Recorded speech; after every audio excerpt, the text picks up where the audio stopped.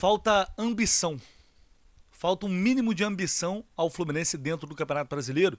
E eu vou explicar para vocês por que eu tô falando isso. Não só pela atuação de hoje não, tá? E já vou abrir esse vídeo falando que este é um vídeo de análise e de repercussão de Santos e Fluminense na Vila Belmiro 0-0. Não é do trabalho inteiro do Renato, não é sobre Copa do Mundo, não é sobre Copa do Brasil, nem sobre Copa Sul-Americana. Esse é um vídeo de análise do que aconteceu hoje, e algumas coisas que aconteceram hoje já aconteceram em outros jogos. E eu estava aqui falando. Hoje o Fluminense não entrou dormindo em campo, não cometeu aqueles erros absurdos que a gente viu nessas últimas rodadas, não levou gol idiota, apesar de ter levado um gol de bola parada, que acabou sendo, para sorte do Renato e do Fluminense, de todos nós, anulado. Mas, novamente, a atuação do Fluminense hoje, você pode colocar uma série de adjetivos aí.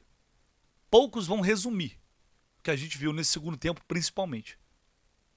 Foi uma das piores atuações que eu vi do Fluminense recentemente. E não é porque jogou mal, não. Porque eu canso de falar isso. Jogar mal é do jogo. Tentar, errar, é do jogo. Não querer jogar, ter essa postura que o Fluminense teve hoje de time pequeno, de time sem ambição, é isso que pra mim, é isso que me revolta. Eu terminei o jogo revoltado por causa disso. Eu tenho certeza que é isso que revolta a muitos de vocês que estão me assistindo também. É inaceitável, mais uma vez, aos 30 mais ou menos do segundo tempo, o Fluminense abrir mão de jogar, desistir do jogo. E isso é responsabilidade inteiramente do treinador, do senhor chamado Renato Gaúcho. Eu falei isso no pós-jogo, estou falando isso agora. Eu não tenho pretensão, a mínima pretensão de saber mais de futebol, de entender mais de futebol do que o Renato. Mas o Renato também, ele precisa entender que por mais que o torcedor médio, por mais que os jornalistas, a imprensa, como ele diz, não entenda tanto de futebol como ele entende, isso não significa que ele pode tentar fazer o torcedor de otário ou de bobo, ou achar que o torcedor não entende absolutamente nada ou não sente absolutamente nada vendo o que viu hoje, vendo a atuação que o Fluminense teve hoje diante do Santos. Foi uma atuação, acima de qualquer coisa, desrespeitosa com o torcedor do Fluminense. Principalmente aqueles que se deslocaram, andaram pra caramba quilômetros para ir pro estádio e ver o que viram hoje. E para quem tá em casa também. Às vezes deixa de estar ali com a família, fazendo alguma coisa para ver um jogo, pela paixão que tem pelo time. Foi uma atuação desrespeitosa, foi uma sacanagem o que o Renato fez com o torcedor hoje. Sabe por quê? Porque ele, na entrevista coletiva, ele faltou com a verdade. O Renato hoje, não acho ele um técnico covarde, não acho ele um técnico retranqueiro. Quem achar, tudo bem. Eu sinceramente não acho. Mas hoje ele teve uma postura covarde e assim, não foi o primeiro jogo, não é a primeira vez que acontece, mas hoje passou do ponto, do limite. Aos 30 minutos, ele tira o Hércules e tira o Martinelli, tudo bem, estavam cansados, o Hércules tinha pedido para sair, não estou nem debatendo isso. Agora, quando ele escolhe colocar em campo um jogador que está há 4 meses sem jogar, o Otávio, e o Thiago Santos, que não é volante, já cansou de dizer que não é volante, já cansou de falar que não quer jogar como volante, e o Renato insiste em escalar o Thiago Santos somente como volante. Quando ele decide colocar esses dois jogadores em campo, dois jogadores cabeça de área, que não são jogadores de criação, o Otávio até tem qualidade, mas não é um jogador de saída. Não é um jogador que vai te dar presença ofensiva. Ele já manda um recado para dentro de campo. Ele já manda um recado para os jogadores. Olha, vamos segurar esse empatezinho medíocre, mequetrefe aí, tá? Até o final. E aí a cerejinha do bolo é quando ele tira o Germancano, que eu acho que tinha que tirar mesmo, para colocar o Igor Rabelo em campo, com a desculpa que o Santos estava empurrando o Fluminense, que o Neymar estava fazendo algumas jogadas, e o Santos estava empurrando o Fluminense, que o Vojvoda colocou atacante, e por isso ele teve que colocar mais zagueiro. Não, Renato. Não. Isso não é verdade. O Vojvoda colocou atacante porque ele precisa ganhar o jogo mesmo, porque ele precisava ganhar o jogo. Mas colocou e foi colocando atacante e o Santos foi pra cima do Fluminense porque o Fluminense parou de jogar. O Fluminense não jogou no segundo tempo em momento nenhum e tinha espaço pra jogar. Tinha espaço no meio de campo pra caramba pra jogar. E aí ele tirou a Costa, coloca o Ganso em campo pra quê? Se o time não quer jogar futebol mais. Bota mais um pra correr lá. O Santos, com toda a sua limitação técnica, um time que levou 6-0 do Vasco até pouco tempo, se viu na obrigação, mesmo tendo, né, uma enorme dificuldade, de jogar, de ir pra cima. E ainda assim, com muitos problemas e muitas dificuldades. O seu Neymar hoje não fez nada. Nada. Não havia nada que justificasse o Fluminense não ir para o segundo tempo para ganhar esse jogo. Esse resultado, esse empate, não foi bom. E não era bom. Tá? Nesse contexto, não era bom. O Santos é o segundo pior mandante. Ah, mas é o Santos na Vila Belmiro. Não tem nada a ver com a história do Santos. É o momento. O campeonato do Santos é ruim. É o segundo pior mandante da competição, não é por acaso. Porque o Santos não ganha de quase ninguém na Vila Belmiro. E só não ganhou porque o gol foi anulado por pouco no final, porque ia ganhar. Mesmo sem ter feito muito para isso. O Fluminense, a gente, o torcedor, não merecia levar esse gol. O Renato merecia ter levado esse gol. O Renato Gaúcho merecia a derrota hoje. Porque ele fez de tudo para o Fluminense perder o jogo. A responsabilidade dele hoje é total dele. E eu não vou ficar aqui colocando. Hoje eu não vou colocar só nas costas dos jogadores, não. Aliás, nunca faço isso. Acho que a responsabilidade é compartilhada. Apesar do Renato achar que só os outros erram. Porque ele não erra nunca. Ele não tem falha. É calendário, 3 jogos, desgaste, é tanque vazio. Mais o quê? Tem que poupar. Hoje, teve de novo. Vocês não sabem. As informações que tem é o treinador. Vocês não sabem. Mas ele não comete erros. Hoje, a responsável... Por quê? Quando ele decide fazer essas mudanças, quando ele coloca 2 volantes, 2 cabeças de área para marcar, e depois coloca um zagueiro, ele tá mandando um recado pro time dizendo, olha só, não precisa jogar mais. Vamos segurar o resultado. Vamos saber sofrer. Sofrer o quê? Sofrer o quê? Que o Santos estava fazendo. Não é que o Santos estava pressionando. Há jogos e jogos. Ele fez isso aqui contra o Internacional, aqui no Maracanã, e poderia ter dado merda. Não deu porque o Inter também não estava jogando nada. Com 30 minutos o Fluminense parou de jogar. É diferente, por exemplo, contra o Bahia, pelo Campeonato Brasileiro, que o Bahia, toma uma virada, vai pra cima, o time tem qualidade e te empurra. Há jogos e jogos. Há jogos que realmente o adversário vai estar melhor, e aí você tem que se virar. Se não tá dando na técnica, vai na raça, vai na vontade, vamos defender. Não era o caso de hoje. Não era o caso de hoje.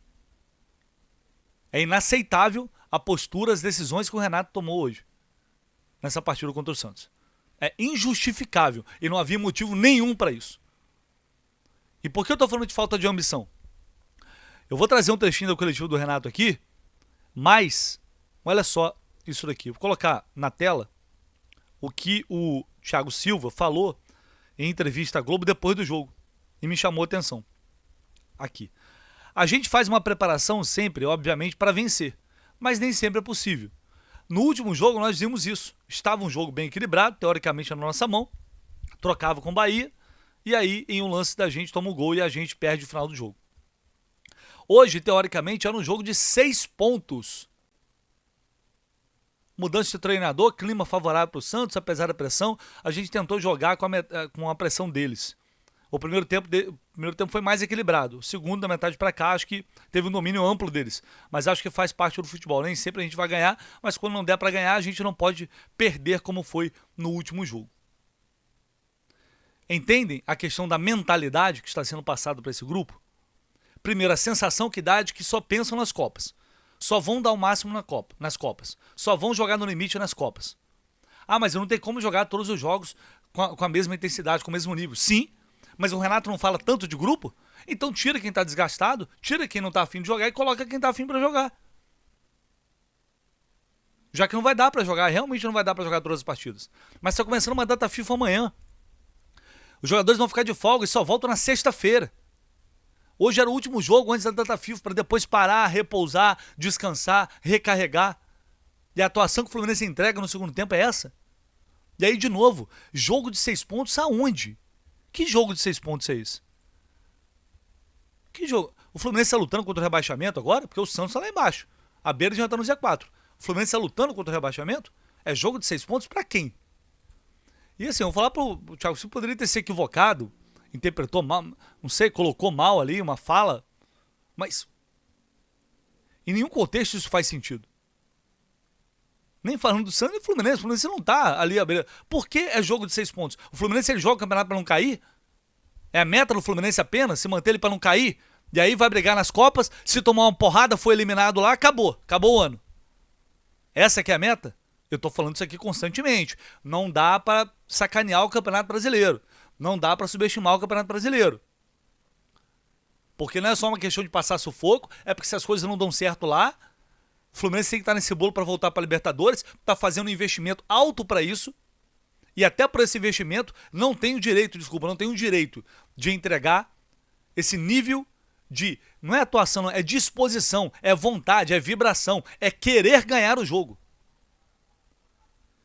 Isso aí vai sendo absorvido, eu acredito pelo menos nisso, isso vai para o subconsciente, e aí depois a gente vai ver os erros que antes eram cometidos no brasileiro, já foi cometido na Copa agora contra o Bahia. Já levou um gol daquele ridículo. E aí essa coisa de que, não, vamos segurar, tem que saber sofrer. Faz um golzinho aqui contra o Bahia, depois, olha gente, não dá pra ganhar o jogo, eu não vou pros pênaltis, porque não dá pra ganhar o jogo. O jogo de hoje não dá pra ganhar. O que o Santos errou no primeiro tempo foi uma enormidade. Mas muitos erros de saída de bola, muitos. E o Fluminense não conseguiu aproveitar nenhum. Mas no primeiro tempo não foi bom. O Fluminense foi até um pouco melhor no primeiro tempo. Longe de ser um bom jogo.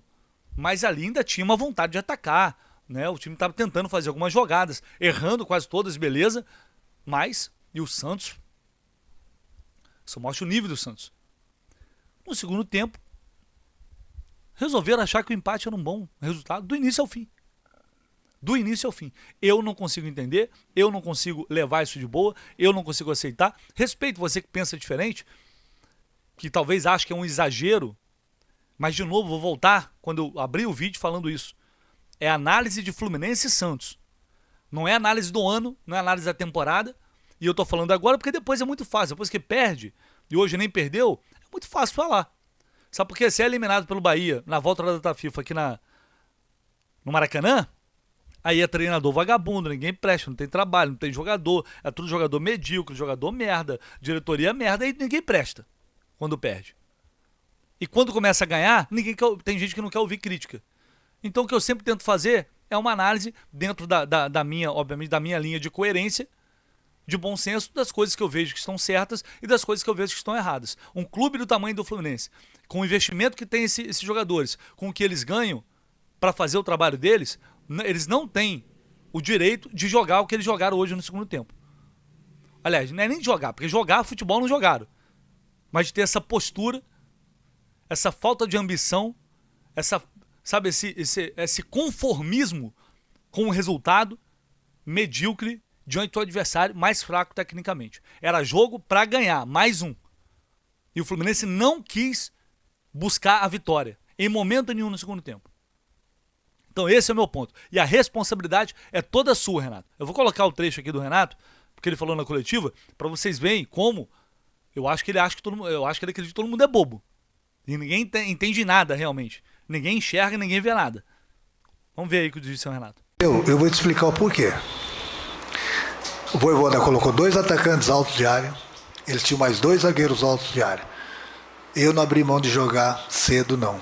Eu botei o Igor, faltando acho que 7, 8 minutos, antes que eu tomasse um gol de bola parada. Que eu acabei tomando, diga-se de passagem, mesmo com ele em campo. Imagina se eu não ter ele em campo. Então foi impedido. Então chega um determinado momento que você tem que saber sofrer. O Vojvoda começou a colocar atacantes.